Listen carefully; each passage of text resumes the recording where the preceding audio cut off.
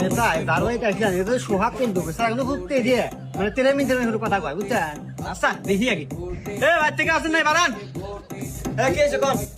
আরে বাপুরে কি হবো গতবার তো যে চেয়ারম্যানে তোমরা ধরে মেরে তুলে দিলাও এবার এমপির দ্বার আছে কিন্তু তোমরা ঠেলা ঠেলা দিয়ে তুলে দিও। হ্যাঁ তোমাকে তোমার ঠেলা ভোটের আগে এসে নানান ধরনের অদা দাও আর ওটার পরে আর খবর থাকে না। কি রে এ আমাকে চেনে না নাকি রে চেনা দে আরে ভাই কি কি করতো না এখন চেয়ারম্যান সাহেব বোমা না। আমি অদা টদা দিই না আমি ডাইরেক্ট কাজ করি। হ্যাঁ তাই তো দেখতেছি নির্বাচন পর পরই দেশে পরে যায় হাল খাওয়ার নাকি চাল নাই রান্না নাকি গ্যাস নাই আর এতটা এত মোটরসাইকেল কিনে ঘরে শিখে তুলে দিছি পাম্পে তেল নাই।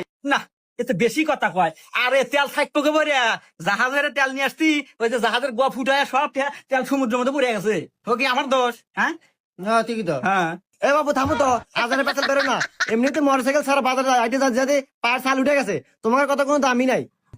এ বাবু হনু অত বেশি কথা কয় না। আচ্ছা